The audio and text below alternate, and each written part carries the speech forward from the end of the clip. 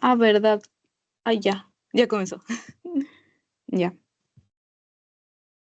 Ujú, ujú, Ya, ahora sí. Entonces, diabetes mellitus, pues en endocrinología es uno de los temas que sí o sí más te va a venir en el examen, porque diabetes mellitus, primero que abarca toda una semana de clases en endocrino, es de diabetes, y aparte es un tema que vas a ver toda la vida, seas o no endocrinólogo, sea en todas las rotaciones vas a ver a un paciente que tenga diabetes. Es una cosa muy común y ahorita vamos a ver eso, pues.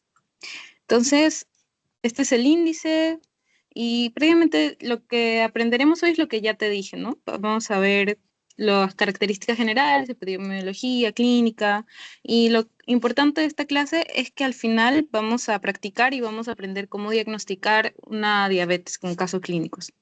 Así que, comenzando con las generalidades, la definición de por sí, y esta es la definición que está en la teoría que vas a ver, es que la diabetes en sí no es una sola enfermedad, sino es un grupo de enfermedades metabólicas. Algunos le dicen que es un espectro incluso.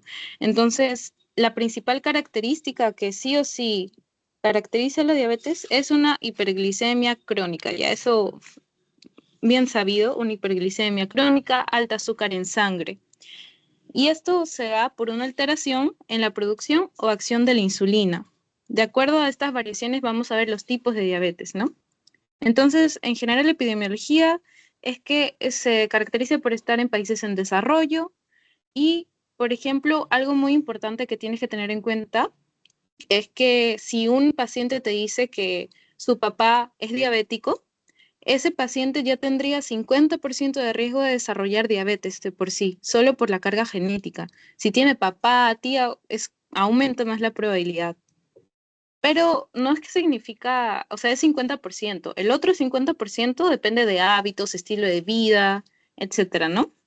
Pero sí tiene una alta carga genética, como vemos. Otros datos importantes, la primera causa de ceguera adquirida, que lo vas a ver en complicaciones ya crónicas con mi coasesor José Luis, y la primera causa de enfermedad renal crónica. Todo paciente diabético, mayormente la razón por la que va a terminar complicándose o falleciendo aparte de la enfermedad renal crónica, es una coronopatía, un problema cardíaco, ¿no? Puede terminar con problemas cardíacos y la mayoría lo hace. Es como una realidad ya que se ha notado. Y otra cosa muy triste es que el 50-70% de las amputaciones que no son traumáticas son por esta causa. Aquí está, fallece por coronariopatía. Se me hace difícil pronunciarlo. Ya, eso es todo lo más importante respecto a la epidemiología. La clasificación, tenemos las principales, diabetes tipo 1, tipo 2, que son las más conocidas. La diabetes tipo 1 abarca del 10 a 15% nomás, es muy poquito. Y recuerda que es autoinmune. Después vamos a ahondar más en eso. Autoinmune. La diabetes tipo 2, ya hablamos del 90% de los casos. Este no es de autoinmune, pero se caracteriza por una resistencia a la insulina y muchas cosas más. Antes se creía que era solo resistencia a la insulina, pero actualmente se ve que son muchas alteraciones metabólicas e incluso a nivel de otros sistemas que provocan este diabetes tipo 2. Luego está la diabetes gestacional, que lo vamos a ver rapidito, al igual que otros tipos específicos de diabetes, ¿no? Porque estos dos son los que principalmente vas a ver. La diabetes gestacional más lo van a ver en ginecología, obstetricia ya más adelante, pero es importante mencionarla acá. Lo que debes saber es que esta se va a desarrollar el segundo, tercer trimestre, o sea, va a ser los 6 meses hasta los 9 meses, la madre puede desarrollar esta diabetes gestacional, ¿no? O sea, de 3 meses, claro, pasando los 3 meses para adelante, va a tener este riesgo. Esta se denomina diabetes gestacional cuando la paciente, o sea, no haya tenido nunca diabetes en su vida y recién cuando está gestando desarrolla esta diabetes.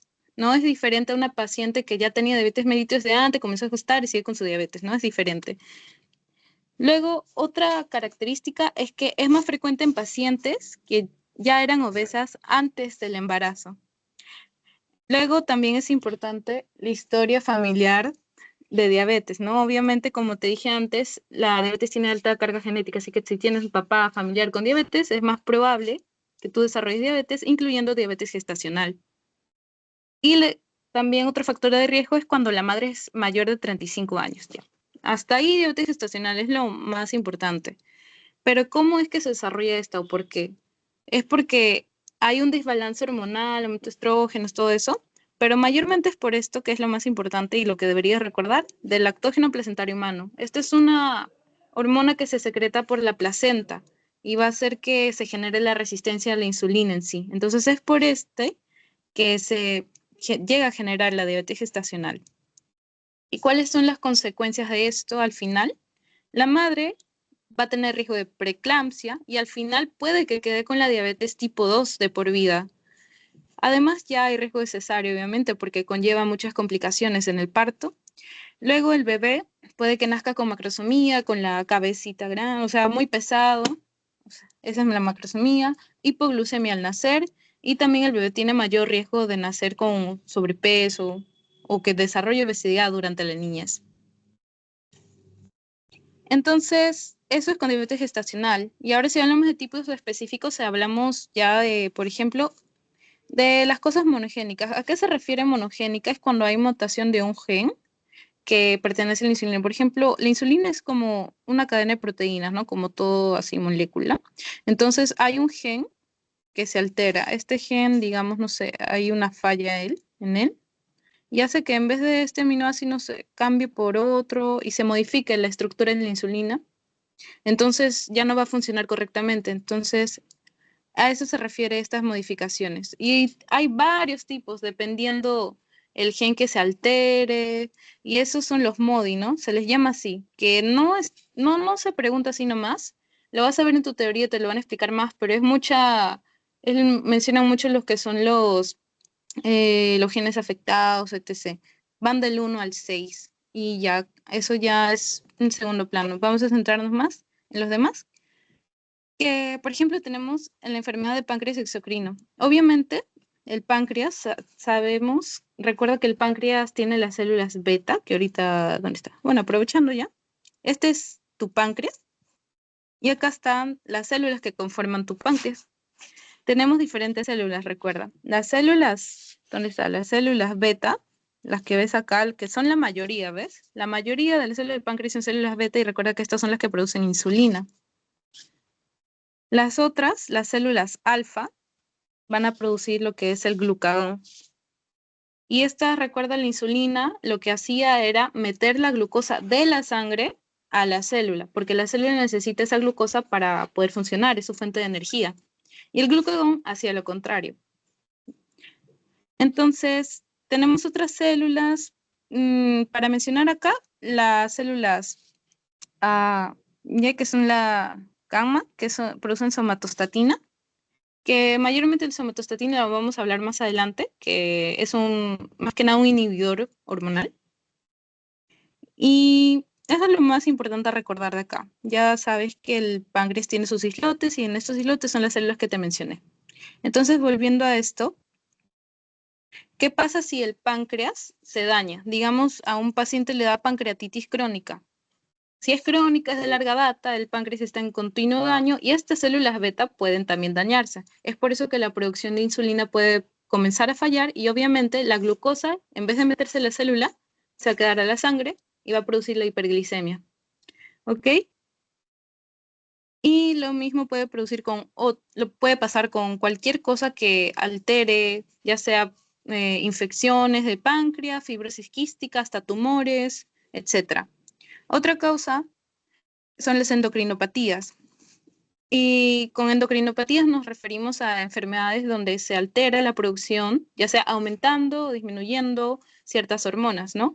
En la acromegalia, por aumento de la hormona de crecimiento, el síndrome de Cushing por aumento del cortisol, glucagonoma, que es un tumor productor de glucagón, y ya te dije que si la insulina metía la glucosa a la célula para que no esté en la sangre, el glucagón hace lo contrario, va a hacer que la glucosa vaya a la sangre. Es por eso que un glucagonoma, un tumor de células de glucagón, va a hacer que la glucosa se mantenga full en la sangre.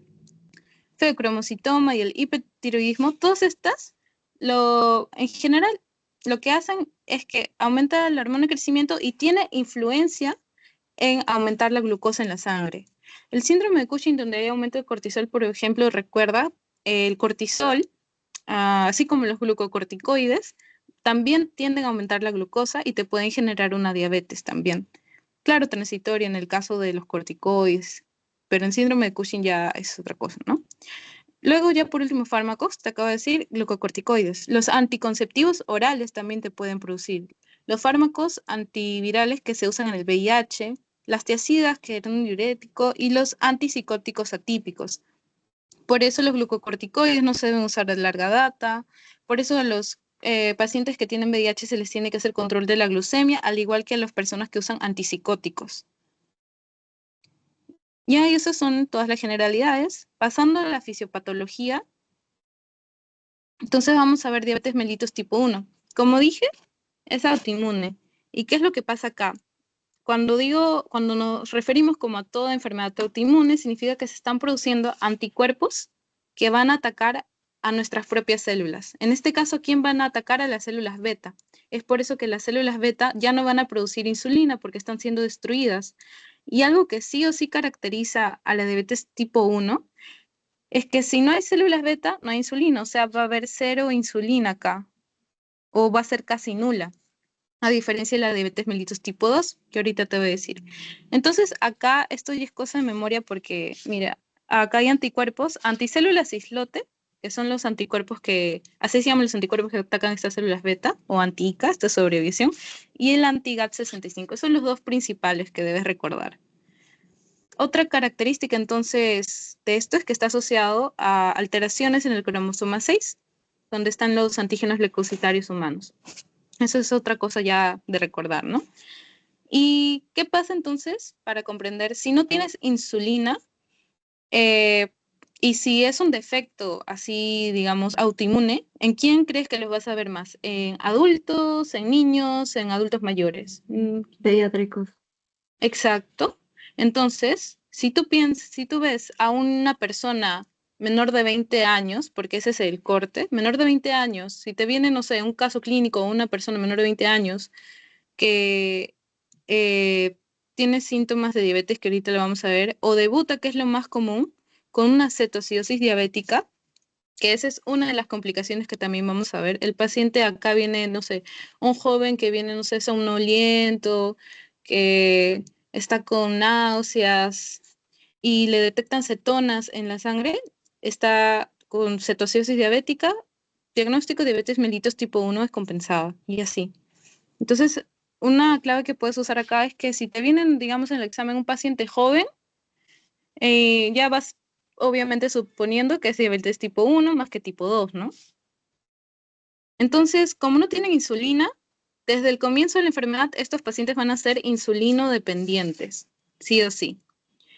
Y, entonces, y otra cosa es que van a tener como gatillos. Los gatillos pueden ser virus, como el virus de la parotiditis, por ejemplo, es un desencadenante de la diabetes mellitus tipo 1. Otra cosa es, por ejemplo, cuando, no sé, un niño o el adolescente come gluten, también puede que se llegue hasta una cetoacidosis diabética, porque así son gatillos también que hacen que se active esta enfermedad. Y luego este es el proceso, ¿no? Que te dije. Con el tiempo se va a ir desarrollando la diabetes. Y mira, la masa de células beta va a ir disminuyendo una vez que se activa el gatillo y comienzan los anticuerpos a atacar las células beta hasta que llega hasta una diabetes. Dicen que la sintomatología, para que haya sintomatología de diabetes, el 90% de las células beta tiene que estar destruidas. Ese es otro dato, ¿no? Y ahora, digamos, entre diabetes mellitus tipo 1 y diabetes mellitus tipo 2, ya sabemos que diabetes mellitus tipo 1 va a ser como en jóvenes, pero ¿qué pasa si tenemos un paciente, digamos, menor de como de 35 años o 45 y le detectas una diabetes autoinmune, le detectas anticuerpos y debuta con cetoacidosis diabética? Ahí ya vas a pensar, bueno, no es joven, no puede ser de tipo 1, entonces le dieron otra clasificación. Entonces dijeron, esta es una diabetes autoinmune latente y por eso es una diabetes tipolada. Ese es el otro tipo. Entonces va a ser autoinmune latente y en menores de 50 años. Esa es otra característica. Algunos dicen menores de 40, pero en la teoría dice menores de 50, así que le he puesto menores de 50. Y ahora sí pasamos a lo que más te van a preguntar. Diabetes mellitus tipo 2. Y lo que más vas a ver. Entonces, este se da en mayores como de 50, 40 años. Y acá no hay anticuerpos presentes. Y acá sí hay insulina. Lo que pasa es que hay resistencia a esta. ¿Qué quiere decir resistencia a la insulina? Digamos, tú tienes normalmente, a ver, déjame otro color. Tú tienes tu célula y esta célula tiene normalmente su receptor. Y esta es tu molécula de insulina, ¿no? Lo que hace la insulina es unirse a su receptor. Llega acá la insulina y va a activar un transportador. Este transportador de GLUT va a hacer que las moléculas de glucosa que están acá, ingresen a la célula. Eso es lo que hace normalmente la insulina, ¿no?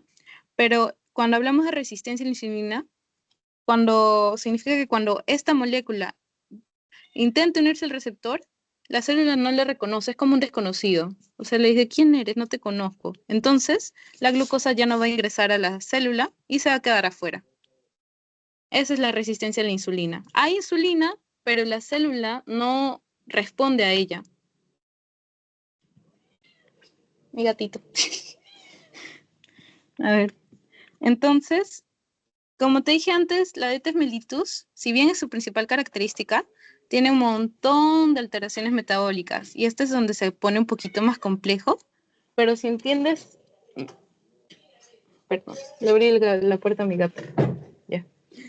A ver. Entonces, este es el octeto ominoso, que sí o sí lo tienes que saber, porque esto lo vas a ver en la teoría y esto es fundamental para que aprendas por qué se da la diabetes, a qué sistemas afecta e incluso qué fármacos puedes usar, ¿ok? Entonces comencemos viendo por acá.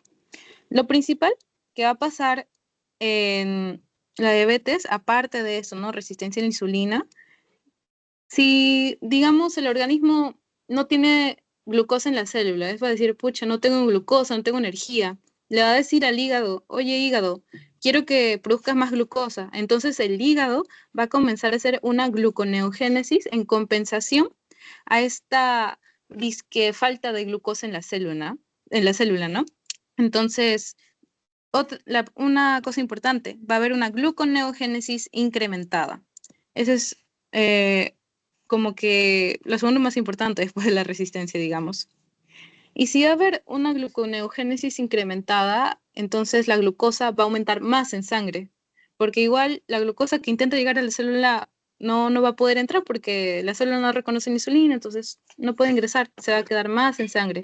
Y no solo le va a pasar con el hígado, todo el organismo va a detectar esto equivocadamente, ¿no? Es como si estuvieran engañando el organismo, pensando que no tiene glucosa en la célula, entonces va a activar todos los mecanismos compensatorios.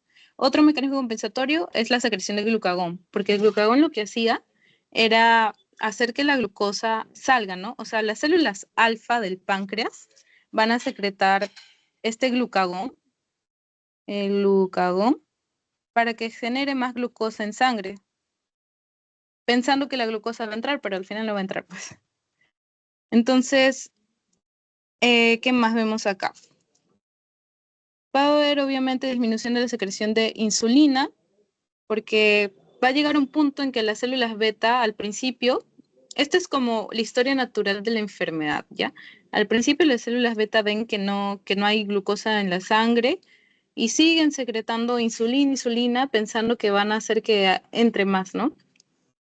Pero como hay resistencia no va a pasar nada, no va a ser efectivo. Pero con el tiempo las células beta es como que se agotan, es como dicen, pucha, ya intenté de todo, ya fue pues, y dejan de producir insulina con el paso de los años. Y entonces comienza a haber un deceso en la producción de insulina. Es por eso que acá, esta es otra de las características. Otra cosa importante que ha salido de moda también es el efecto incretina. Disminución del efecto incretina. Las incretinas son unas moléculas, digamos, este es tu tracto gastrointestinal, no sé, a ver, es tu esófago, tu estómago y tu intestino, ya. Las incretinas son moléculas que se secretan al detectar comida en tu estómago. Prácticamente estas moléculas detectan comida en el estómago y van a mandarle una señal a la insulina, digo, a las células beta del páncreas para que secreten insulina. Es como decir, las incretinas dicen, se viene la comida, se viene la glucosa, secreta tu insulina para que entre a la célula. Eso es lo que hace normalmente la incretina. Y estas son dos, el GIP, que se encuentra en el estómago, y el GLP-1, que se produce en el intestino. Como se encuentra en el estómago, es por eso que detecta la comida en el estómago, pues, ¿no? Y manda su señal. El, el GIP es como, no me acuerdo las siglas, la verdad, pero el GLP-1 es péptido parecido al glucagón, o sea, es glucagón-like peptide. Entonces, no es que tenga la misma función del glucagón, no te confundas con eso, solo se le dice así porque su estructura molecular es parecida, pero no tiene la misma función. Es más, tiene podría decirse que tiene una función contraria. ¿Ok? Entonces, ¿qué pasa si disminuye este efecto de incretinas? Si no hay efecto de incretinas, nadie le va a decir a la insulina que salga de la célula. Es decir, va a haber igual menos secreción de insulina. ¿Ok? Luego, la lipólisis. La lipólisis obviamente va a aumentar porque es una compensación. Es como que ya que no hay glucosa, el organismo piensa que no hay glucosa, va a utilizar sus ácidos grasos para convertirlos en glucosa. Por eso hay una lipólisis. Mayor reabsorción de glucosa a nivel renal. Esto es muy importante. Acá hay una imagen. Si recuerdas, a nivel del túbulo proximal es donde se reabsorbe la glucosa. Entonces, cuando la glucosa en sangre sobrepasa 180, acá está mal, miligramos por decilitro, es donde el riñón ya no soporta, digamos, reabsorber esa glucosa y termina expulsándola por la orina. Ahorita te explico más de eso, porque eso va relacionado con un fármaco muy importante. Otra cosa, la recaptación periférica de glucosa. Quiere decir que los músculos, sobre todo los músculos son los que hacen esto, intentan captar por sus propios medios la glucosa que hay en la sangre, ¿no? Para evitar, no sé, así que no haya tanto en la sangre. Y otra cosa es la disfunción de neurotransmisores. Esto se relaciona con que las personas con diabetes comienzan como que a tener más apetito al final, al principio, ¿no? Con eso se relaciona. Entonces, estas son las principales cosas que suceden para que se produzca al final todo lo que es hiperglicemia y entonces la diabetes. Y acá esta curva también te la van a enseñar en tu teoría. A veces el doctor le explica un poquito rápido, por eso hice mis propios apuntes ahí para que explicarle acá. Entonces, lo que pasa es esto, mira, todo comienza con una persona normal, tranquila. Pero esa persona comienza a comer, no sé, muchas grasas, tiene malos hábitos, fuma y se vuelve gordito. La principal razón por la que comienza la diabetes comienza con una persona con obesidad central, digamos, la diabetes tipo 2. Entonces comienza con su obesidad central y al final es como que comienza a desarrollar lo que es la tolerancia alterada a la glucosa, o sea, tolerancia a la glucosa. Ese es el término. Como te dije al principio, lo que va a pasar es que los niveles de insulina, identifica acá los colores para que no te marees. A ver, esta es insulina. ¿Dónde está? Aquí está. Ya, entonces, lo primero que va a pasar es que como va a haber tanta glucosa en sangre, naturalmente porque la persona come, entonces va a comenzar a secretarse más insulina, ¿no? Para que la glucosa se meta a las células, se meta. Entonces, al principio no se va a notar. El paciente puede pasar años sin ningún síntoma. Por eso pasa años obeso y nada, no tiene ningún síntoma. Entonces llega un punto en donde si le tomas, digamos, esto no lo notan, ¿no? Porque no hacen esta prueba, pero si le tomas la glucosa postprandial, entonces vas a notar que su glucosa se eleva. Es decir, o sea, le tomas la glucosa justo después de comer y su glucosa va a estar como en, no sé, 180 por ahí, ¿no? Esto pasa seguido durante muchos años, 4 o 7 años, y el paciente está con prediabetes y no tiene ningún síntoma. Es por eso que decimos, la prediabetes es asintomática. Acá el paciente no va a tener ningún síntoma, pero su organismo, sus células beta ya van a estar sufriendo. Acá los niveles de insulina van a comenzar a aumentar para tratar de meter ese exceso de glucosa a la célula, y la función de las células beta, poco a poco, que es lo de amarillo, va a ir bajando porque se van a ir como que cansando, agotando, ese es el término, hasta que llega un punto de quiebre, donde las células beta de por sí van bajando toda su producción y el nivel de insulina también comienza a bajar. Es por eso que acá al final vas a tener una disminución de secreción de insulina, cuando ya estás en diabetes. Y como no hay insulina, la glucosa se sigue quedando en la sangre. Y es por eso que comienza todo esto que te dije. Producción hepática de glucosa quiere decir gluconeogénesis incrementada, que es lo que dice acá, ¿no? Y, y eso es todo prácticamente. Otra cosa que tienes que tener en cuenta acá es que, así como dije, el paciente pasa como 10 años, que es el promedio que se ha detectado en Perú, sin síntomas, y recién a los 10 años le detectan la diabetes, pero ya ha sido diabético desde hace 10 años. Entonces, incluso algunos ya comienzan con picos muy altos, insulina de frente.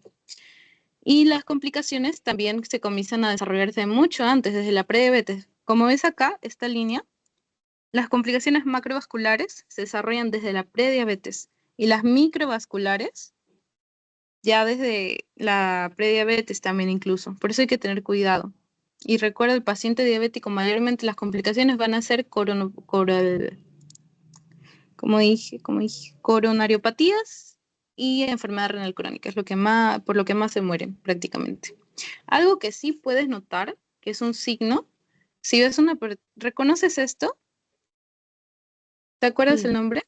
ese nombre me olvidó, no me acuerdo, pero sí, sí sé qué Se es. llama acantosis nigricans.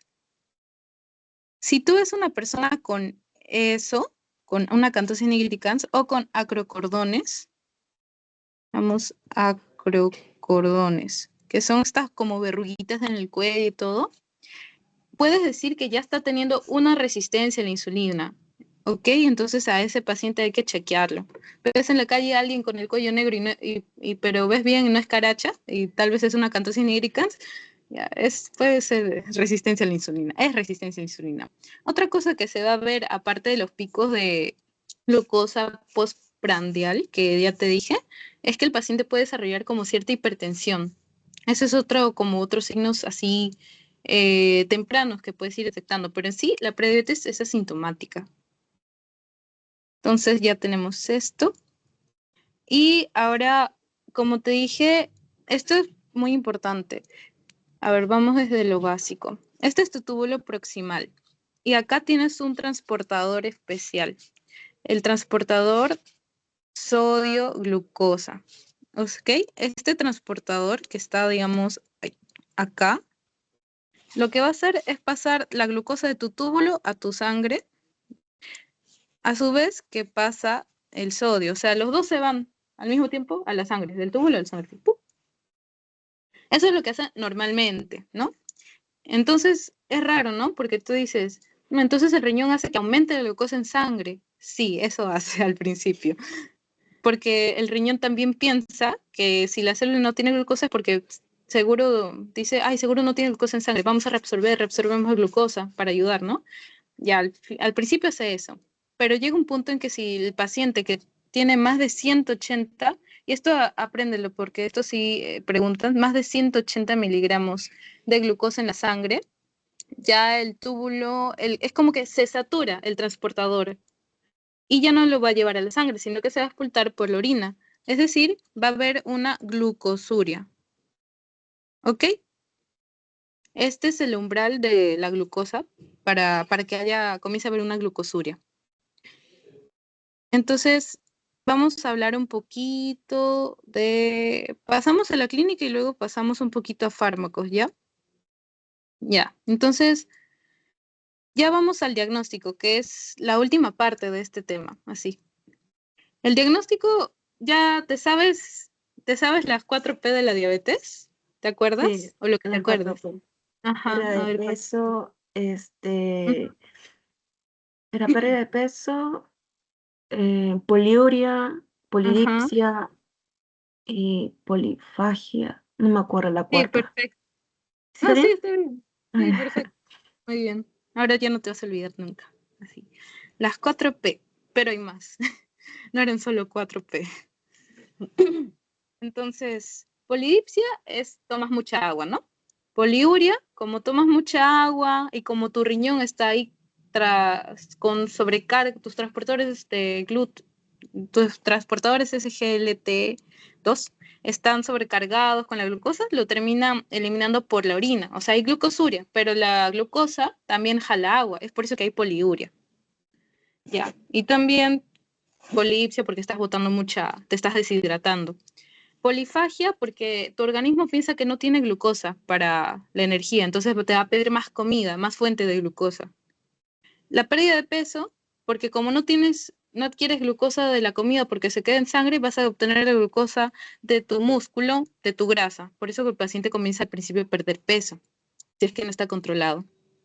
¿Okay? Porque tiene que obtener glucosa de algún lado, si no es de la comida, entonces del músculo y de la grasa. Otras características que ya son características en pacientes ya un poco mayores, sobre todo vas a ver esto en adultos mayores. Es el nublamiento visual. Esto ya es como que está descontrolado y ya está ya está generando una retinopatía diabética. Entonces, esa es una complicación crónica que vas a ver con mi compañero. Otra cosa muy importante, ¿sabes a qué hongo le gusta bastante la glucosa? A la cándida. Entonces el paciente va a tener candidiasis, si es vulvo vaginal, si es mujer, o balanitis candidiásica, o sea, cándida o el hongo en el glande. Y otra complicación ya crónica, por eso se ven altos mayores, son parestesias de miembros inferiores, tal vez esté comenzando con una neuropatía diabética ya, que es como ya el adormecimiento, parestesias, ya siente en las noches, eso es lo que te va a decir. Entonces, ese es un punto para el diagnóstico, la clínica, ¿no? Viene el paciente a tu consultorio y te dice estos síntomas, tú ya sospechas, puede ser una diabetes. Pero ¿cómo ya defines que sí o sí es una diabetes? Ya es laboratorio puro. En endocrino vas a ver bastante laboratorio. Es clínica y laboratorio también, es bastante. Así que acá tenemos un algoritmo que me lo robé de QXMedic porque estaba bueno. Así que vamos a ver. Digamos, te viene tu pacientito, ¿no? Le toma su glucosa en ayunas. ¿Qué es lo principal? Recuerda, la técnica de screening para diabetes es glucosa en ayunas. Todo siempre vas al hospital, te piden siempre para descartar glucosa en ayunas, para descartar diabetes, siempre, en todo el Perú. Entonces, te va a tomar, si te viene el pacientito y tiene síntomas de los que te mencioné y tiene hiperglucemia, si tiene, le vas a tomar una glucemia random. ¿Qué quiere decir glucemia random? Al azar. Hay tres técnicas para obtener la glucosa y hacer el diagnóstico. Te las voy a escribir. Bueno, acá está. La primera es la que ya te mencioné, la glucosa plasmática en ayunas, ¿no? La más utilizada. Luego está la hemoglobina glicosilada, HbA1c. Luego está el test de tolerancia oral que es cuando te hacen comer, no sé, te hacen comer arroz o te dan ay, no me acuerdo el nombre, te dan esto de glucosa, algo así, y te van midiendo con un glucómetro cada 30 minutos, hasta llegar hasta 3, hasta 4 horas. Y no se recomienda mucho justamente porque no vas a tener al paciente ahí sentado 4 horas midiéndole cada rato y pinchándolo, pues, ¿no? Entonces, es lo que recomendado según guías nacionales, que no está actualizada tampoco, pero igual se toma en cuenta, porque en algunos casos sí o sí debes hacerlo.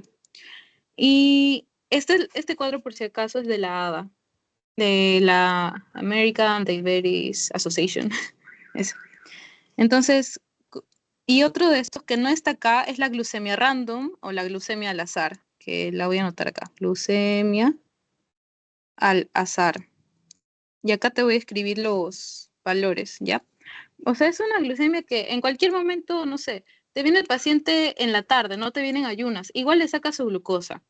Y dependiendo del valor que te salga, puedes diagnosticar la diabetes incluso ahí mismo, así rapidito. Por ejemplo, entonces, y acá por eso dice, si la glucemia al azar, no sé, te sale mayor a 200, y este es criterio diagnóstico, mayor a 200, ya haces el diagnóstico así al toque, diabetes mellitus. Señor, usted es diabético, porque tuvo más de 200, mayor o igual a 200 en su glucemia, al azar. ¿Ah? Entonces, ¿qué pasa si este paciente, ya volvamos a antes, tiene síntomas y tiene síntomas así tiene síntomas de hiperglucemia? No tiene, digamos, ya no tiene, está posiblemente es prediabético, quién sabe, pero tiene factores de riesgo. Es, no sé, un señor obeso que fuma, que es hipertenso, que tiene madre diabética o padre diabético. Si tiene, le tienes que hacer la glucemia en ayunas. Le dice, señor, venga mañana, le voy a tomar su glucosa en ayunas. Es lo principal. O el test de tolerancia, que no es lo recomendado, como te dije. Entonces le pides su glucosa en ayunas. Y esto es lo que te tienes que aprender. Mayor o igual a 126 es el diagnóstico de diabetes. Apréndete este numerito, 126, diabetes. Mayor o igual, en glucosa en ayunas. Digamos, tú sabes que la glucosa menor a 100 es normal. Entonces es un paciente normal acá. Si es de 100 a 125, es prediabético, prediabetes. Y mayor o igual 126 ya es diabético, sí o sí, fijo. Ya puedes hacer el diagnóstico, pero las guías dicen que tienes que tomarlo una vez más en menos de 72 horas. Sí, digamos, señor, ya le saqué su glucosa, el paciente vino al día siguiente, tiene 130, ya venga pasado mañana otra vez en ayunas y le vuelva a sacar la glucosa. Si te vuelve a salir mayor o igual a 126, le salió, no sé, 140, ya ahí recién haces el diagnóstico de diabetes. En resumen, mínimo tienes que hacer 2 veces la prueba para hacer el diagnóstico fijo. Así es para pregunta de examen. En la práctica, no necesariamente, pero para pregunta de examen sí. Te tiene que decir que, o sea, ¿qué le indicas a este paciente si ya le salió 130? Que venga otra vez en menos de 72 horas para hacer el diagnóstico de diabetes. Eso es lo que debería ser correcto. Luego, ¿qué más le puedes pedir? Es un paciente con factor de riesgo, pero sin síntomas. También le puedes pedir la hemoglobina glicosilada. Y este es otro de los valores que tienes que aprenderte. Menor a 5.7 es una persona normal. Menor a entre 5.7 y 6.4 estamos hablando de prediabetes. Pero ya cuando es mayor a 6.5, mayor o igual a 6.5, acuérdate, no sé, 6, 5 son números progresivos. Y al revés, 5, 6 es normal, algo así. Yo me lo aprendí así, no sé por qué. Entonces ya haces el diagnóstico de diabetes mellitus y otra vez le tienes que volver a tomar la hemoglobina glicosilada, pero en realidad no se hace en la práctica, ¿ya? Si te va a venir en examen, te va a venir de glucosa en ayunas, en este tipo de preguntas. ¿Qué haces después? Te va a venir algo con glucosa en ayunas, no te va a venir hemoglobina glicosilada. Te puede venir otra cosa, pero esto no. Entonces, esto no, pretest no. Volver a evaluar, se diría. Entonces, con eso ya tienes tu algoritmo diagnóstico, ¿no? Ah, ya, me olvidé de este. Si no tiene síntomas y no tiene factores de riesgo, o sea, estamos acá, y no es mayor de 45 años, no le haces nada. No, es muy poco probable que tenga diabetes, o sea, lo dejas ahí. Entonces, si es mayor de 45 años, no tiene síntomas, no tiene factores de riesgo, ya depende de ti, o sea, si le haces su test, mínimo le puedes hacer su glucosa en ayunas, ¿no? Para descartar igual. Entonces, volvamos a repasar todo esto. Si tienes, ¿cuál es el valor de la glucosa en ayunas para que sea diagnóstico de diabetes? Mayor a 126. 126. Exacto. De hemoglobina glicosilada. A ver, no veas, acá tampoco. Tú puedes, tú puedes. Si te equivocas, no Ah, importa, dilo, mayor a dilo. 6.5. El micro estaba apagado. Muy bien, muy bien. Está bien. Hay que entrenar, así hay que forzar el cerebro para que se quede. Ya, y de tolerancia no te dije, ¿no? Ya, al azar, glucosa al azar. ¿Mayor a cuánto tiene que ser para que digas, señor, usted es diabético? Mayor o igual a 200. Al Ajá, azar. perfecto. Y esto que no te expliqué, ¿dónde está? Acá. Ya como te dije, la prueba de tolerancia a la glucosa se toma cada 30 minutos, tienes que tomar la glucosa, ¿no? Pero ¿cuál es el valor que nos importa? El valor que sale a las 2 horas. A las 2 horas vas a ver cuánto de glucosa tiene. Si tiene menor a 140, es normal. Si tiene de 140 a 199, es prediabético. Y el valor es igualito. Si tiene 200 o más, ya puedes decir, señor, es diabético. Igual de glucosa al azar, ¿ves? La glucosa, el test de tolerancia es igual a la glucosa al azar. Así ya no te aprendes otro número. Y ya está, con eso puedes hacer tu diagnóstico de diabetes. Ahorita vamos a ver casos clínicos para aplicarlo. Pero antes te voy a hablar un poquito de algunos fármacos, ¿sí? Ya. A ver, mira. Si volvemos, por eso la fisiología es importante. Digamos, esto es algo, como te dije, la gluconeogénesis es algo muy importante que causa la diabetes. Entonces, ¿qué deberíamos hacer para que qué deberíamos hacer para que compense esto? Bajar la gluconeogénesis. Y el fármaco que hace esto es la famosa metformina. Por eso es que la metformina es potente, es accesible y actúa a un buen nivel fisiológico para hacer un gran efecto. Entonces es como de elección, de primera elección para el diagnóstico de diabetes. Lo primero que le vas a indicar, metformina. Pero eso sí, hay que tener en cuenta que la insulina se puede dar en cualquier etapa de la diabetes, pero hay ciertos criterios que los vamos a ver después. Entonces, el primer fármaco que debes aprender es la metformina. La metformina, algo que también ayuda a que sea muy famoso y el fármaco así pilar, es que tiene protección cardiovascular. O sea, solo pocos fármacos tienen esto, así que tiene protección cardiovascular. Y otra cosa, no tiende a ser hipoglicemia, es muy importante. No hipoglicemias. No hipoglicemias. Entonces, justamente porque no tiende a ser hipoglicemias, que es una de las complicaciones agudas también de la diabetes, y es incluso a veces más riesgoso que la hiperglicemia, es porque también lo escogen.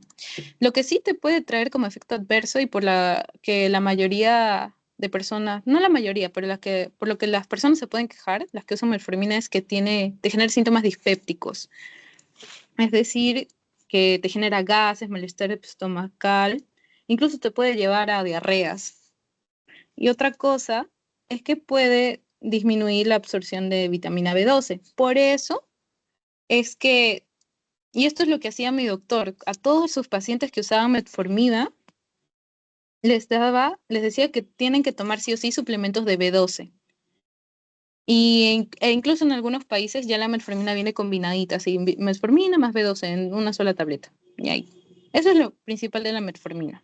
Actúa disminuyendo la gluconeogénesis hepática y aquí tienen sus principales efectos, ¿no? Luego tenemos a otro grupo farmacológico que debes recordar. Hay un grupo, digamos, si hay disminución de secreción de la insulina, entonces queremos aumentar la secreción de insulina. Entonces acá tenemos al grupo llamado secretagogos. Los principales y más resaltantes de acá son las sulfonilurias. Las sulfonilurias son casi igual de potentes de la metformina, o sea, estas dos te pueden bajar la hemoglobina glicosilada en 2% si las usas así reglamentariamente, pero a diferencia de la metformina tiene un problemazo, que este sí te causa hipoglicemia. Entonces, justamente por eso ya no se usa tanto. Esa es la principal de la sulfoniluria.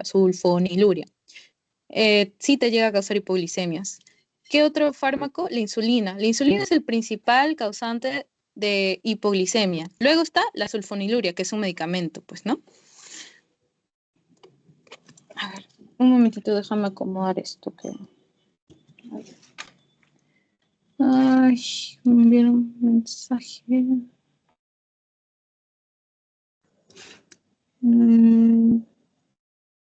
También tengo que ver algo.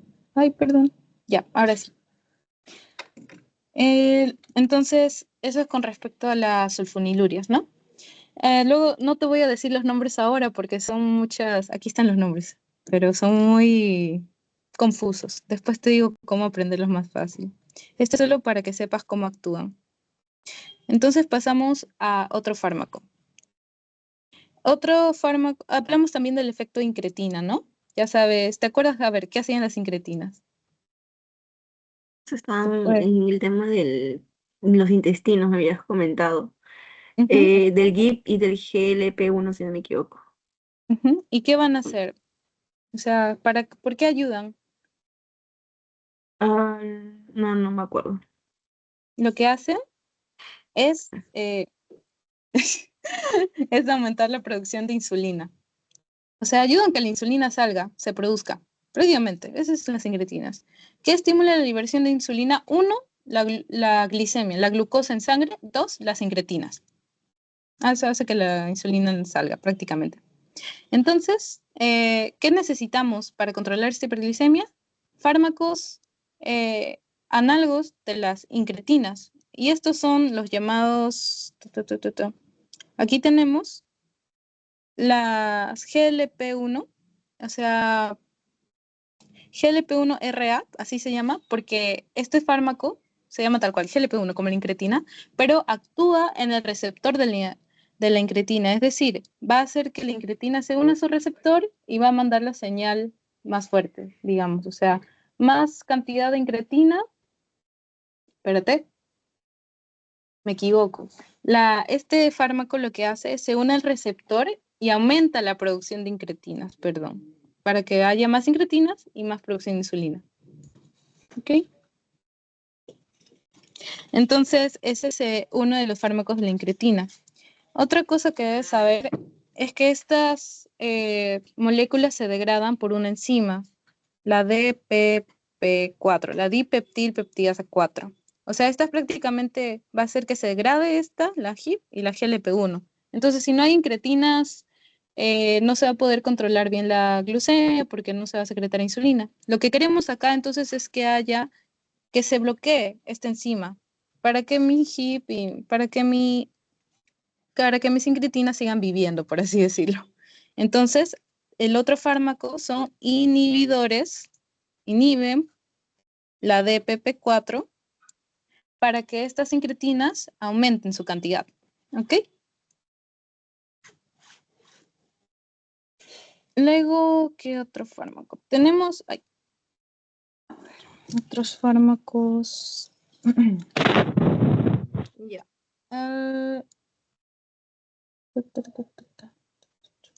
Aquí está el color. Este de acá, ¿dónde está? Ya. La pioglitazona, prácticamente, lo principal que hace, no es tan conocida, no es tan usada, solo la menciono, actúa principalmente acá, para que haya aumento de la captación periférica de glucosa. O sea, que la célula sí utilice la glucosa, pues, ¿no? Que la capte de la sangre. Es lo principal. ¿Qué más? No me acuerdo los nombres, pero me acuerdo de la función. Ah, este es importante. La metiglinida. La metiglinida. Esta metiglinida la voy a poner acá.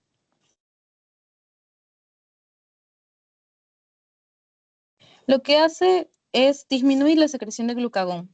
Previamente ataca acá. Es lo principal.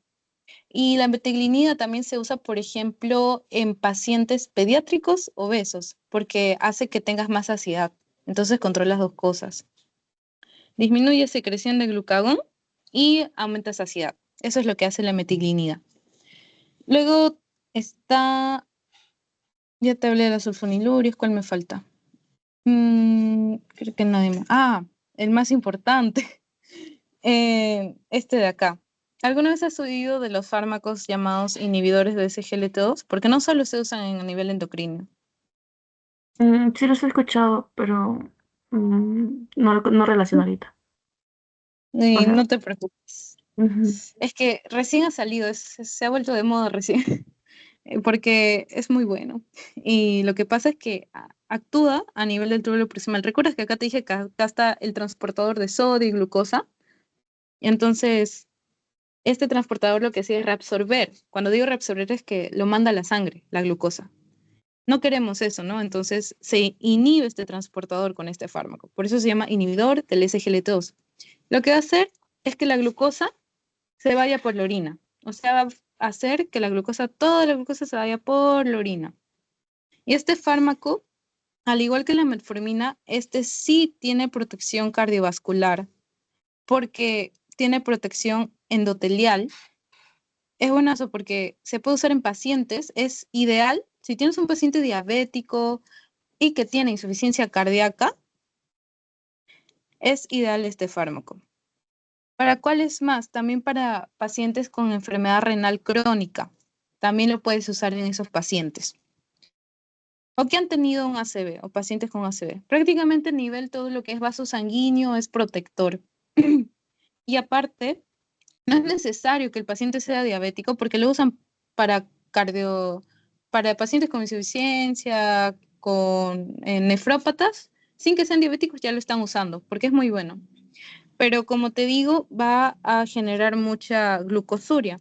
Entonces, como hay mucha glucosa en la orina, tú sabes que a las bacterias les gustan la glucosa, entonces ese es uno de los efectos adversos. Te puede hacer más propensa a infecciones urinarias, sobre todo en mujeres, pues que es más frecuente por un tema anatómico, y también a candidiasis, porque a la cándida le gusta la glucosa. Entonces, eso es lo único malo. También hay otra emulación, pero es menos frecuente, así que esto sí o sí tienes que aprender del SGLT2, que sí o sí te van a preguntar también. Y eso es con respecto a los fármacos principales, porque de ahí tenemos a... Ay, esto ya... Bueno, ya están todos prácticamente. Sí, eso es principalmente con esto. Después te voy a dar los datos más relevantes de cada uno, así que pasemos a la práctica. Ya, esto ya te mencioné algo, así que lo vamos a dejar para la siguiente clase. Ujú. Pero otra cosa importante que me olvidé decirte, de la metformina, ya tienes estos cuatro, ¿no? B12. Y otro efecto adverso es que te puede producir una acidosis láctica. Esa es otra cosa. Nada más, nada de metformina. Tienes que aprenderte bien metformina, SGLT2, que la sulfoniluria es el medicamento que más causa hipoglicemia. Las incretinas, mecanismo de acción no creo que te pregunten. Más te van a preguntar que sí tienen, estos también tienen protección cardiovascular. Sí, cardiovascular. Tienes tres entonces que tienen protección cardiovascular. Metformina, SGLT2 e incretinas. Esos tres, los demás no. Y otra cosa, los demás tampoco se pueden usar en pacientes con enfermedad renal crónica. Por ejemplo, la metformina está contraindicada en pacientes con tasa de filtración glomerular menor a 30, o sea, con estadio 4. A partir de estadio 4 o 5 ya no le puedes dar metformina. Es otra cosa importante. Mm, bueno, ya hasta ahí te adelanto, porque lo demás lo vamos a ver en la siguiente clase, creo. Ya. Ahora, ¿quieres pasar a ver algunos casos clínicos que es del tema siguiente, pero es como para que tú misma te des cuenta, que identifiques los síntomas? Y con eso ya tienes todo. En la siguiente clase ya sería más sencillo. ¿O quieres Sí, claro. resolver preguntas con un quiz de lo que hemos visto? Mm, Cualquiera. A ver, de Tim Los. Morín, ya. Ujú. Te paso el quiz primero, ¿ya? Ok. Y te A puse ver, una pregunta.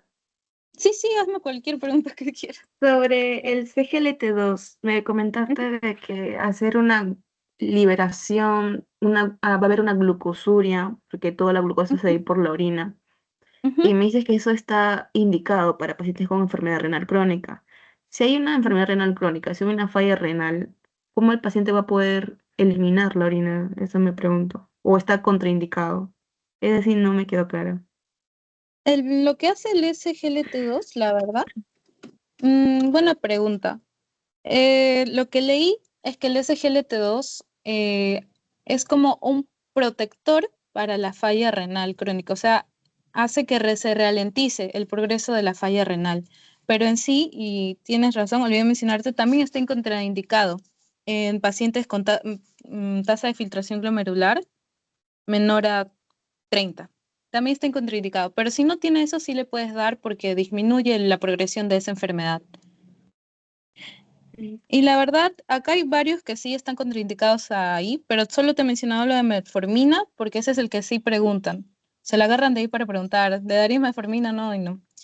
Pero en sí, el único, solo hay un fármaco que sí se puede dar en falla renal crónica, pero este no está en Perú. Es el, ¿cómo se llama esto? Emaglutide. Pero esto no está en Perú, así que no, prácticamente no tenemos nada. Algunos pacientes sí se lo consiguen de Estados Unidos. Está bien. El resto, como todo fármaco, sí es peligroso, pero al menos el SGLT2 es más protector que los demás. Está bien, gracias. Ujú. ¿Tienes otra pregunta? Mm, no, eso es más que nada. No, eso. Sí. Está bien. Si tienes Sí. otra pregunta, así como esa, normal, porque también hay cosas que no sé y está bueno investigar. Incluso lo podríamos investigar así después de la clase, de la grabación, rapidito, con IA, con ChatGPT. Me habías comentado que el tema del diagnóstico era Ujú, a nivel de la glucosa en ayunas, ¿no verdad? Me habías ujú, comentado, si el paciente sale mayor a 126, se le cita al ujú. paciente por 72 horas. Y esas No, 72 horas, no me dijiste nada, me confundí. antes del 72. Ah, antes de las 72 horas. Ajá, está bien, Ah, solo ya. es antes de los 72. Y solamente son dos sacadas de muestras, ¿verdad? En ayunas.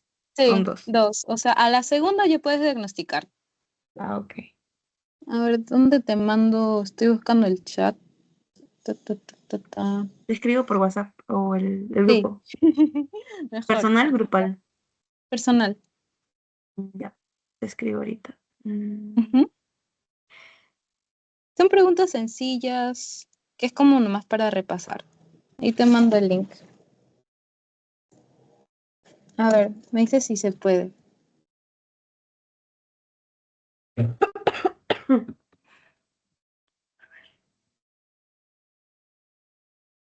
Creo que sí. A ver.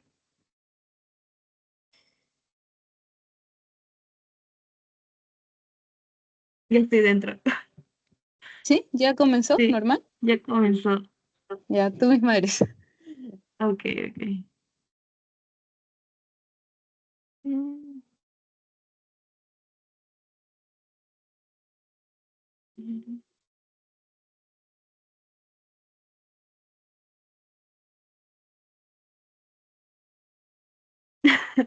Tiene dos luces de millones.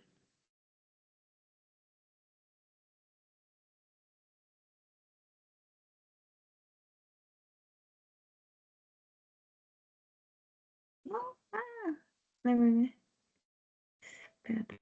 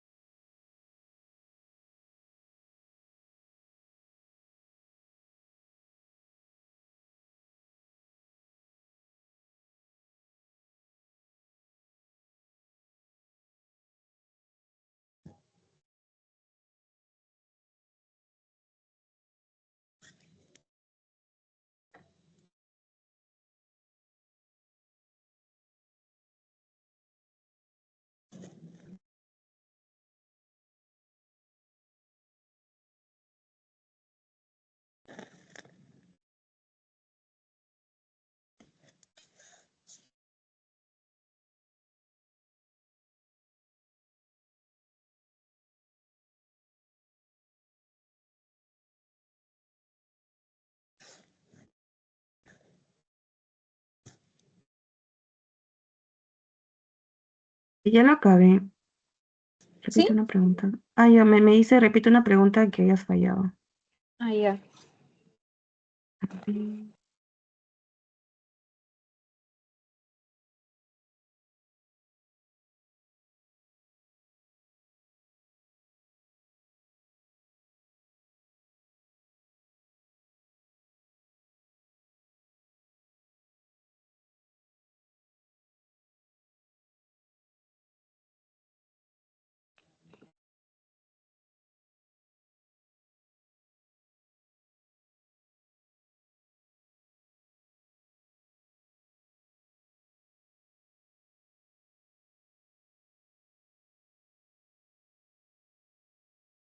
Ya acabé. Listo. ¿Quieres resolver alguna en la que te hayas equivocado o Sí, todo bien? A ver, sí, sí. veamos. Ahí voy viendo. Recién estoy. ¿Puedes compartir la pantalla para mirarlo también? Porque no puedo Sí. mirar. Ah, a ver. Estaba pasando. Todo estaba bien, pero una de esas machuqué una tecla y se marcó la vaina. Y no la Ay, leí. sí me ha pasado, es frustrante. Pero voy a volver a compartir ya. Ajá. Hay una, creo. Decía, ¿cuál es el screening aleatorio para un paciente asintomático?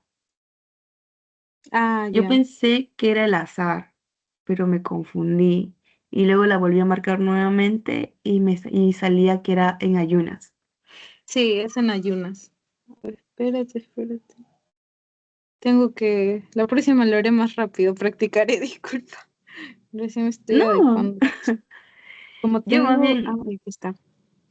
con la música me puse nervioso. Dije, "Ah, mejor la voy a mutear todo". Dije, Es practicar para el examen y solo fueron 8. ¿Está bien? y ¿Le, son le aumento la 40. dificultad, le bajo o lo mantengo? No ¿O le está pongo más caso bien. clean? Ah, Porque he también sacado puede ser. preguntas de exámenes anteriores también. Tengo que buscar más. Si tienes más exámenes, ¿me puedes Te pasar, paso. porfis? Sí, sí Pásame tienes, tu para ahí correo. hacer preciso. Ya, Pásame tu al correo. final. Ajá. Espera. Está. Compartir pantalla completa, ¿no?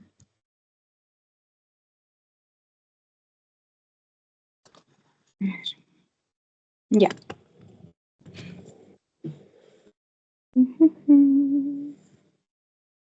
Ya, aquí vemos. El valor de la glucemia en plasma en cualquier momento del día para diagnóstico de diabetes, muy bien, mayor de 200. Igual o mayor, perdón. Siempre me olvido decir igual o mayor, igual o mayor. Y acá sí, pues, es glucemia en ayunas. Como te dije, es la que más se usa para screening. Ah, no, esta está bien. Entonces, ¿cuál es la que me Esta. preguntaste? La otra. La Esta es. screening. Ajá, para cribado, o sea, para toda la mayoría de pacientes porque es la más accesible y la que te aproxima más. Así que sí, glucemia en ayunas si te preguntan. O lo primero que le vas a indicar en tu rotación si viene un paciente, ya que le indicas glucemia en ayunas, doctor, le dice, si es que no tiene Ujú. síntomas. Y ahí. El valor de hemoglobina glicosilada que se usa como de criterio diagnóstico de diabetes mellitus, justo te Sí, pregunté, 6,5. Muy bien. ujú. ¿Cuál es el fármaco de primera línea en el tratamiento de diabetes Metformina. mellitus 2? Metformina. Muy bien. ¿Cuál es el fármaco de elección para pacientes con diabetes tipo 2 y enfermedad cardiovascular, insuficiencia cardíaca, enfermedad renal crónica estadio 3, 4? Inhibidores SGLT2. Está bien. Pero justo me preguntaste, ¿no? Ajá. Y esta pregunta, ¿de dónde la saqué? La saqué de un banco de examen de salud. Mm, Sí, así que no sé si se basarán en la guía nacional. Eso sí, por eso fíjate, sí, eso es lo que a veces no me gusta, porque hay guías actualizadas y la de guía nacional está desactualizada. O sea, no sé si han sacado una nueva, ojalá que sí. Así que siempre para el examen te va a venir del PPT y de guía nacional, si no me equivoco. Igual ahí los mm. doctores lo van a mencionar. Y para exámenes de salud, ENAM, guía nacional y a veces de guías internacionales también. Eso hay que ver. ¿Qué se debe hacer ante un paciente asintomático con una glicemia en ayunas en rango diagnóstico de test mellitus? Exacto, muy bien. Repetir la glucemia en ayunas otro día. Si un paciente tiene dos glicemias en ayunas, esta era para pensar, sí. Si un paciente tiene dos glicemias en ayunas, una en rango de diabetes y otra normal, ¿qué se debe hacer? Esta también es de, sí, también es de internado de salud. Espera, esos son los casos clínicos que quería ver. Este es de internado de salud. Y como te dije, no se usa, pero digamos que tú tienes esta situación. Te viene tu paciente, le tomas la glucosa en ayunas, te sale 115. Tiene, está en rango de prediabetes, ¿no? Y le tomas otra a los 2 días. No, a ver, para que le tomes otra. Sí, le tomas otra a los 2 días, te sale 130. Entonces, ¿qué le haces? Ya le tomaste las dos pruebas, ¿no? Ya sea que la primera te salga con diabetes o te salga normal, ya le tienes que haber tomado dos pruebas. Y si estás en duda, ante la duda, procedes con la siguiente, que es la de prueba de tolerancia. Eso es lo que pasa, porque sí te puede pasar así. Y eso es lo que dicen. Ante la duda, procede con la siguiente prueba, la de tolerancia. Según la guía nacional es esta. Sí, sí, es según la guía nacional. Entonces, esa era la respuesta correcta. Porque no puedes considerar diagnóstico definitivo porque los resultados te tienen que salir en rango de diabetes para que puedas confirmarlo. Si te sale uno sí, uno no, tienes duda, ya hagámosle un test de tolerancia. Eso sí nos va a sacar de duda. Y así siguiendo como el algoritmo. Ya, listo. Ahora pasemos a hacer como unas pinceladas, unos casitos nomás que son de este. Ay, se me perdió. Voy a compartirlo otra vez. Son como las crisis. Te voy a dar una introducción y luego vamos a hacer unos casitos clínicos y ya ese es el final. Ta, ta, ta.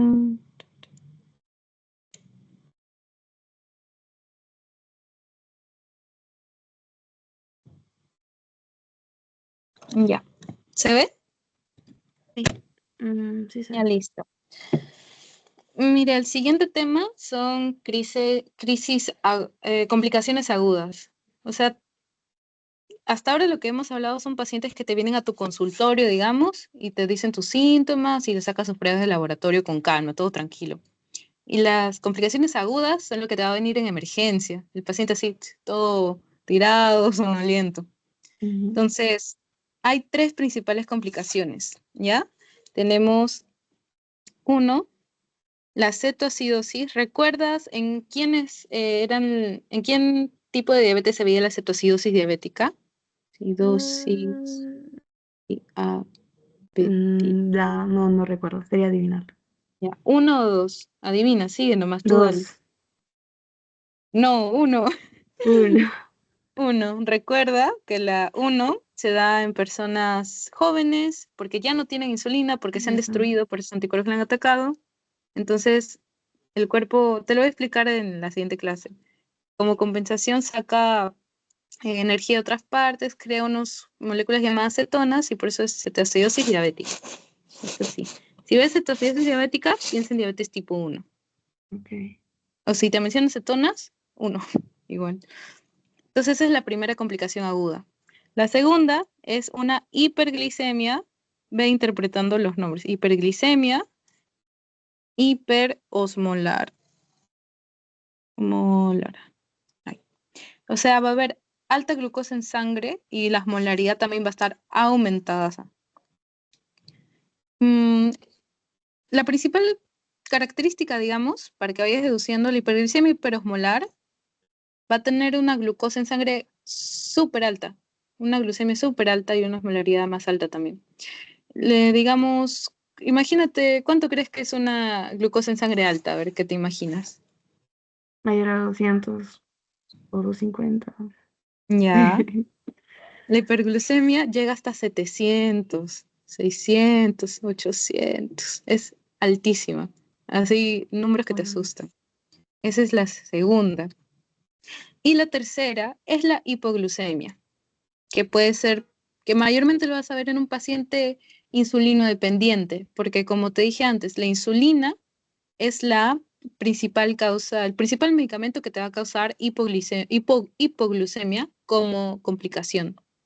¿Cuál es el otro? También lo dije, pero como es un nombre raro, era uno de los medicamentos. Es el de acá. Las sulfonilurias, también acuérdate, es el otro fármaco que te va a producir hipoglicemias, luego después de la insulina. ¿Ok? Entonces, si ves a un paciente que está usando insulina o sulfonilurias y te pregunta complicación, hipoglucemia posiblemente, más probable. Y esas son las tres que vamos a ver. Y ahora mira, vamos a leer estos casitos. Ya, yo lo leo y luego tú me vas a decir síntomas y signos nomás que detectes. A ver, varón de 32 años, ingresa a emergencia con dolor abdominal, náuseas y vómitos. Al examen, somnoliento, frecuencia cardíaca 98, frecuencia respiratoria 28, presión arterial 110/60, laboratorio, glucosa en 320, un pH de 7.2, bicarbonato de 12 y la osmolaridad plasmática 290, con cetonas en orina, positivo 3 cruces. A ver, dime eh, los síntomas. Están todos acá, pero solo repítelo, cosa que te vas como que familiarizando. dolor A ver, abdominal, náuseas y vómitos. náuseas y vómitos, dolor abdominal, ¿qué más? Ujú. La frecuencia cardíaca está dentro de los rangos normales, no tiene la frecuencia elevada. Su Ujú, frecuencia respiratoria sí se podría decir está elevado. La presión arterial, no podemos decir que está 120, ujú, levemente baja. Y una leve hipotensión podría hacerse, o ya, hipotensión mismo. Llamaría atención más el signo de laboratorio, la mm, glucosa de 320 y las cetonas en orina que no debería haber. Mm, ujú, La ya, osmolaridad muy sí, bien. no me acuerdo los rangos normales de osmolaridad. Ya. Acá, muy bien. Acá, a ver, esto, la presión está normal, ¿ya? Para que sea hipotenso debería estar como menor de 90. Ahí sí ya podríamos decir hipotenso. Así que considerémoslo normal. A ver, el pH, ¿cómo está? Normal, Está bajo. Está con ya, una acidosis metabólica. perfecto. Ya estás ahí. Entonces, el paciente hasta ahora tiene acidosis metabólica. Muy bien. Y las molaridad, digamos, ay, odio la molaridad. Ya, está incrementada. Sí, está incrementada, pero no está tan incrementada como debería estar. Bueno, ya, está incrementada. Entonces, tenemos todo esto positivo.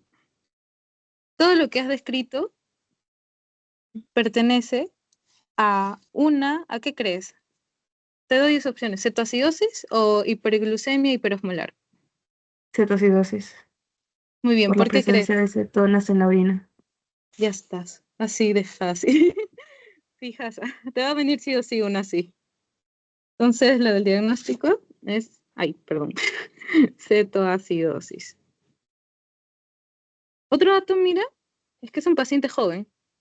Y el Por ahí HADA, también. autoinmunidad latente, podría ser. O ¿Cómo, cómo? no. Me habías Ah, mencionado que había nada. una autoinmunidad, ajá, autoinmunidad Sí, latente. posiblemente también, claro. Muy bien, muy bien. Estás yendo muy bien. Ahora el siguiente, ya para terminar. A ver, ¿quieres de frente, a ver, decirme lo que encuentras positivo? A ver, mujer de 69 años, es una persona adulta. Ajá. Ingresa por emergencia por trastorno del sensorio, entonces tenemos una falla a nivel neurológico. Al Ujú. examen, estupor. Muy Tiene bien. una frecuencia cardíaca de 110 por minuto, está taquicárdica. Frecuencia respiratoria 18 por minuto, dentro de los rangos. La presión Ujú. arterial 90/60, creo que ya aquí se cataloga como hipotensión. Sí, Mucosas está punto secas. ya. Ah, ujú. Laboratorio glucosa 700, donde ya sí es un signo de alarma. Un pH de 7,32, que es una acidosis.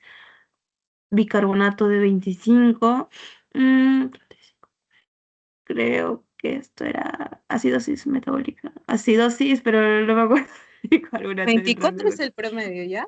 No, hay Ya, rangos, pero tu bicarbonato 24 es el promedio. O sea, puede ser una acidosis, pero está compensándose. O compensada. sea, si decimos que es acidosis metabólica, no hay, exactamente no hay, realmente. ¿Ok? Ya, ok. Ya tendría que ver los otros, el CO2, para ver si está compensada, que posiblemente sí, porque no ha bajado mucho el bicarbonato. Así que ya, Ujú. sigue, sigue. La osmolaridad sí está elevada de Ujú. 330 y no hay ausencia de cetonas en orina.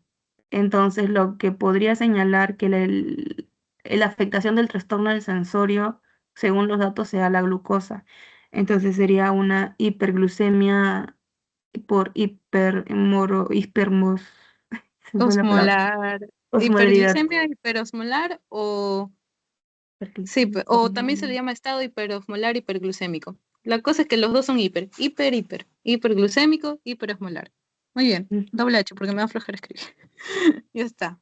Y así, ya resolviste 2 casos clínicos con anticipación y ya la sesión siguiente vemos más a profundidad el tema para que ahí le razones fisiológicamente, pues. Listo, Pero me ha casos gustado. así son los típicos que te van a venir. Gracias. Está bien. Y ¿Me puedes ahora, pasar las diapositivas. Sí, por el tema de de los medicamentos, porque vi que tienes mucha información y eso es lo que Sí, es mi sí. talón de Aquiles. Ese sí, yo sí pésimo, Ah, los yo también odio medicamentos. memorizar los medicamentos. No, estaba batallando para recordar. Pero sí, por eso mejor uso cuadritos cuando se trata de medicamentos. También lo robé de QX. Si quieres material me dices. Ahí tengo que puedo compartirles. Y Lucy, Yay. una consulta. ¿En los exámenes también venden dosis? No, realmente. Máximo te puede venir dosis de qué, de metformina. Te va a venir dosis para, por ejemplo, en el estado, te viene en emergencia un paciente con hiperglicemia, con hiperglicemia, te va a decir cloruro al 0,9%, ¿por cuánto tiempo? 2 horas y así. Eso lo vamos a ver en la siguiente clase. Eso te va a venir, pero dosis de medicamentos no, pero te va a venir qué debes administrar, en qué caso. Listo. ¿O qué contraindicas? A eso te va a venir más o menos. Ahí voy a traer más casitos, en base a cómo consigue exámenes pasados. Y ya, eso es todo. La siguiente continuamos, porque si no se hace larga. Está Así que ya bien. está. Ya, tengo que dejar de grabar para no hacer tanta edición. A ver, a ver. 1 hora y 41, menos lo que demoramos de la introducción, que fueron como 20 o 15 minutos. Está bien, como 1 hora y media promedio van a ser las clases. Ujú. Ya, a ver. Te tengo que pasar el post-test. Ok, ok. ¿Dónde está? está? ¿Dónde está? Ahí está. Detener grabación.